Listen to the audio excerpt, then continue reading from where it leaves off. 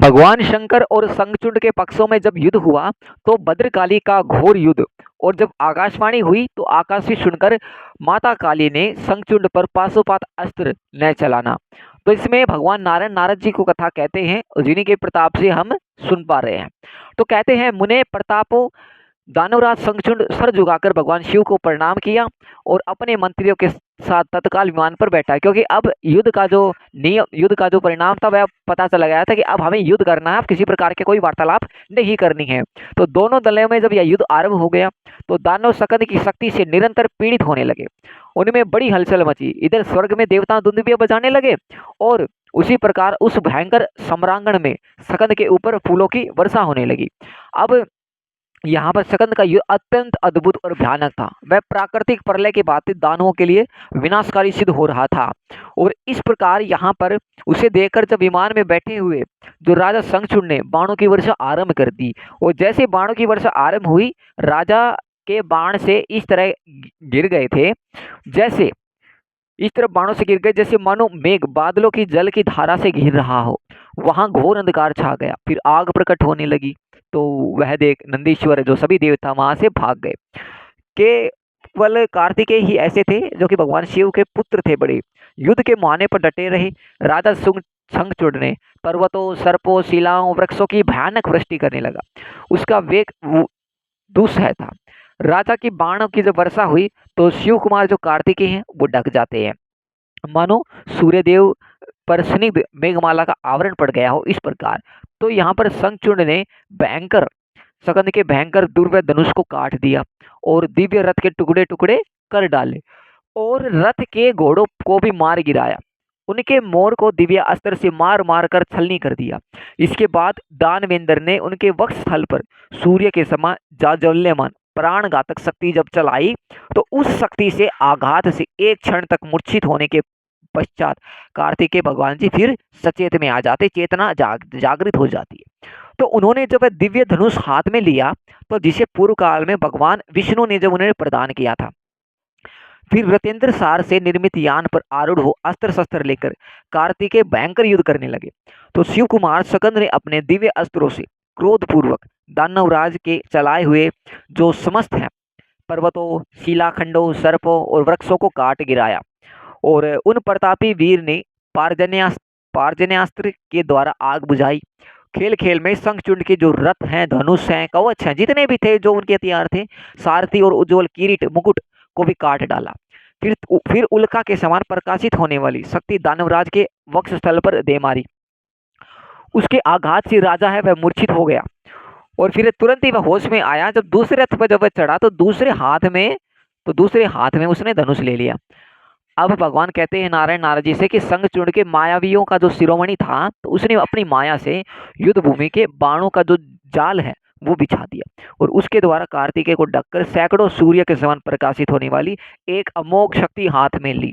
भगवान विष्णु के तेज से जब यह शक्ति प्रलयाग्नि शिखा के समान जान पड़ती है, दानवराज उस क्रोध पूर्वक कार्तिकेय के ऊपर बड़े वेग से दे मारा और वह शक्ति उनके शरीर पर प्रज्वलित अग्नि की राशि के समान गिरी। महाबली कार्तिकेय उस शक्ति से आहत हो गए और फिर मूर्छित हो जाते। तब माँ काली ने उन्हें गोद में उठाया और भगवान शिव के पास ले गए। तो भगवान जैसे कि शिव के पास ले गए कार्तिकेय को, तो शिव ने लीला पूर्वक ज्ञान बल से उन्हें जीवित किया, साथ ही उन्हें असीम बल प्रदान किया। प्रतापी वीर कार्तिकेय तत्काल उठकर खड़े हो गए। उसी क्षण भगवान शंकर ने अपनी सेना और जितने भी यहाँ पर देवताओं थे को युद्ध के लिए प्रेरित किया कि जाओ जाकर युद्ध करो। तो सेना सहित दानवराजों के साथ देवताओं का युद्ध फिर से आरंभ हुआ। स्वयं देवराज इंद्र वर्ष परवा के साथ युद्ध करने लगी। सूर्यदेव ने विप्रचित्ति के साथ युद्ध छेड़ दिया। चंद्रमा दंभ के साथ भिड़ गए और बड़ा भारी युद्ध करने लगे। काल ने कालेश्वर के साथ और अग्निदेव ने गोकर्ण के साथ जूझना आरंभ किया। काल कैसे कुबेर और मायासुर से विश्वकर्मा लड़ने लगे। मृत्यु देवता भयंकर नामक दानव से और यम संहार के साथ भिड़ गए।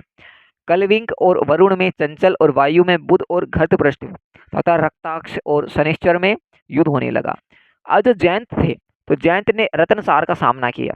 वसुगण और वर्चोगण जूझने लगे आपस में। दीप्तिमान के साथ अश्विनी कुमार और यहाँ पर धूम्र के साथ नल कुबर का युद्ध आरंभ हुआ।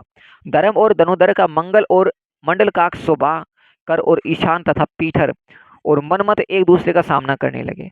उल्कामुख, ध्रुम, खड़गध्वज, कांजीमुग, पिंड, धूम्र और ये नंदी हैं जितने भी देवी देवता हैं, ठीक है। तो ये सभी विश्व और पलाश इन सब के साथ आदित्य गण घोर युद्ध करने लगे। 11 महाद्रुगण 11 भयंकर दानवों के साथ भिड़ गए। उग्रदंडा और जो महावीर और महामारी में युद्ध होने लगा। नंदीश्वर समस्त रुद्रगण दानवगणों के साथ लड़ने लगे। महान युद्ध प्रलय काल के समान भयंकर जान पड़ा। उस समय भगवान शंकर काली और पुत्र के साथ वट वृक्ष के नीचे ठहरे हुए थे। अब भगवान कहते हैं, मुने जो बचे हुए समस्त सैन्य समुदाय है वह लगातार युद्ध में तत्पर रहा। शंखचूड़ के रतन में आभूषणों से विभूषित करोड़ों दानों के साथ रमणीय रतनमय सिंहासन पर विराजमान उस हृदय में भगवान शंकर के समस्त योद्धा पराजित हो गए। समस्त देवता छत विछत भय के मारे भाग गए। यह देख जब भगवान सकंद को बड़ा ही क्रोध हुआ और उन्होंने देवताओं को अभय दान किया और अपने तेज से आत्मीय गणों का बल बढ़ाया। वे स्वयं दानव गणों के साथ युद्ध करने लगे और उन्होंने सम्रांगण में दानवों को 100 अक्षोहिणी सेना का संहार कर डाला। कमल लोचना काली ने कुपित होकर खप्पर गिराना आरंभ किया। वे दानवों के 100 खप्पर खून एक साथ पी जाती थी। माँ भद्रकाली काली माता लाखों हाथी और घोड़ों को एक ही हाथ से समेटकर लीलापूर्वक लील जाती थी। अब कहते हैं भगवान मुनि से नारद समर भूमि में सहस्त्रों कमन बिना सिर के दृढ़ नृत्य करने लगे।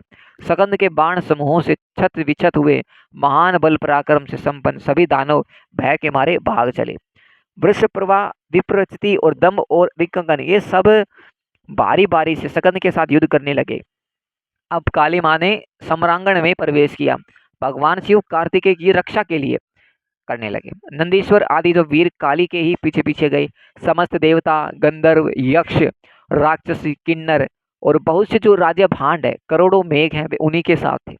संग्राम में जब पहुंची जब माँ काली ने सिंहनाद किया, देवी के उस सिंहनाद से दानव है वे सभी मूर्छित हो जाते हैं और काली ने बार बार दैत्यों के लिए अमंगल सूचक अद्रहास किया। वे युद्ध के मुहाने पर हर्षपूर्वक मधु पीने और नृत्य करने लगी। उग्र दृष्टा उग्र चंडा और कोटरी भी मधुपान करने लगी। योगिनियों और डाकनियों के गण और देवगण सभी इस कार्य में योग देने लगे। माँ काली को उपस्थित देख शंखचूड़ तुरंत रणभूमि में आ गया। भाई अब माँ भद्रकाली आ गया, मेरे को आना पड़ेगा। तो सभी दानव डरे हुए थे। दानवों ने उन सबको अभयदान दिया। माँ काली ने प्रलयाग्नि की शिखा के सम अग्नि फेंकना जब प्रारंभ किया, परंतु राजा शंखचूड़ ने प्राजनास्त्र के द्वारा उसे अवहेलना कर कर उस अग्नि को बुझा दिया। एक अस्त्र होता है, अगर कोई योद्धा अगर अग्नि वाला अस्त्र अगर चलाता है तो पारजन्यास्त्र, तो उस अस्त्र से जो अग्नि है वह बुझ जाती है। तो ऐसा ही यहाँ पर शंखचूड़ ने किया था। माँ भद्रकाली ने जब अग्नि चलाना शुरू किया था तब अस्त्र चलाया था। लेकिन फिर यहाँ पर तब काली ने तीव्र एक अद्भुत वारुणास्त्र चलाया, परंतु दानवेंद्र के गांधर्वास्त्र चलाकर खेल खेल में ही उसे काट डाला। उसके बाद मां काली ने अग्नि शिखा के समान तेजस्वी महेश्वरास्त्र का जब प्रयोग किया, किंतु राजा शंखचूड़ ने वैष्णव अस्त्र का जब प्रयोग किया तो उस अस्त्र को शीघ्र ही शांत कर दिया। तब देवी ने मंत्र के उच्चारण पूर्वक नारायण अस्त्र जब चलाया मां भद्रकाली ने, तब उसे देखते ही राजा रथ से उतर पड़ा और उस नारायण अस्त्र को प्रणाम करने लगा, क्योंकि वो भगवान विष्णु का भक्त था। तो फिर शंखचूड़ ने दंड की भांति भूमि पर पड़कर भक्ति भाव से बिल्कुल शांत भाव से नारायण को जब साष्टांग प्रणाम किया, तब प्रलयाग्नि की शिखा के समान तेजस्वी वह अस्त्र ऊपर की ओर चला गया और काली ने मंत्र के साथ यत्न पूर्वक ब्रह्मास्त्र जब चलाया, किंतु महाराज शंखचूड़ ने अपने ब्रह्मास्त्र से ही उसे शांत कर दिया। जब दोनों दलों के आमने सामने इधर से उधर जब ब्रह्मास्त्र चलता है तो यहाँ पर शंखचूड़ जो भद्रकाली माँ ने जो ब्रह्मास्त्र चलाया था वो शंखचूड़ शांत कर देते हैं ब्रह्मास्त्र से ब्रह्मास्त्र चलाकर।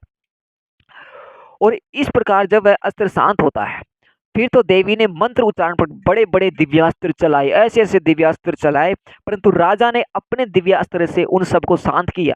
इसके बाद देवी ने बड़े ही यज्ञ से शक्ति का जो प्रहार किया जो कि 1 योजन लंबी थी, परंतु दानवराज ने अपने तीखे अस्त्रों से बिल्कुल बहुत पैने अस्त्रों के समूह से उसके 100 टुकड़े कर डाले। तब देवी ने मंत्र उच्चारण पूर्वक पाशुपात अस्त्र जब हाथ में उठाया और उसे चलाना चाहती थी, लेकिन उन्हें मना जब किया किसने, आकाशवाणी जब हुई जो कि इस अध्याय का नाम है जब आकाशवाणी हुई तो यह राजा एक महान पुरुष है, ये कहने लगी। इसकी मृत्यु पाशुपात अस्त्र से कदापि नहीं होगी, इसे मत चलाओ। जब तक यह अपने गले में भगवान श्री हरि के मंत्र का जो कवच है धारण किया हुआ है, जब तक इसकी पवित्रता पत्नी अपने अस्तित्व की रक्षा करती रहेगी, तब तक उसके समीप जरा मृत्यु कुछ भी प्रभाव नहीं डाल सकती, क्योंकि ये ब्रह्मा का वरदान है। तो इस प्रकार जब आकाशवाणी जब सुनी तो भगवती भद्रकाली ने शस्त्र चलाना बंद कर दिया, नहीं चलाएगी वस्त्र। अब वे क्षुधा दातुर होकर करोड़ों दानवों को लीलापूर्वक निगलने लगी। अब जितने भी दानव दिख रहे थे सभी दानवों को निगलने लगी। भयंकर वेश वाली वे देवी संगचुंड को खा जाने के वेग से जब उसकी ओर झपटी, तब दानव ने बड़े ही अत्यंत तेजस्वी से दिव्यास्त्र उन्हें रोक दिया। तो भद्रकाली अपनी सहयोगिनी योगिनियों के साथ भांति भांति दैत्य दल का विनाश करने लगी। उन्होंने दानवराज शंखचूंड को बड़ी चोट पहुंचाई, पर वे दानवराज का कुछ भी ना बिगाड़ सकी, शंखचूंड का कुछ ना बिगाड़ सकी। तब भगवान शंकर के पास चले गए और उन्होंने आरंभ से लेकर जैसा कहा और अंत तक युद्ध की जो जो बातें हैं वह भगवान शंकर जी को बताती है। जब दानवों का जब विनाश सुना, तब भगवान शंकर हंसने लगे। वो कहने लगे, भद्रकाली ने यह भी कहा, अब भी रणभूमि में लगभग 1 लाख प्रधान दानव बचे हुए, अब भी 1 लाख दानव बचे। मैं उन्हें खा रही थी, उस समय जो मुख से निकल गए वही बच रहे हैं। फिर जब मैं संग्राम में दानवराज शंखचूंड पर पाशुपात अस्त्र जब मैं छोड़ने को तैयार हुई, तो जब आकाशवाणी हुई तो वह राजा तुमसे अवध्य है, तुमसे महान ज्ञानी है, असीम है, बल है, पराक्रम है, संपन्न दानवराज में मुझ पर अस्त्र छोड़ना बंद कर दिया। वह मेरे छोड़े हुए बाणों को सिर्फ काटता रहा, वो काट भर देता था। तो इस अध्याय में हमने जाना माँ भद्रकाली का घोर और माँ भद्रकाली का घोर युद्ध और शंखचूंड किस प्रकार शंखचूंड माँ भद्रकाली के अस्त्रों को किस प्रकार काट रहा था।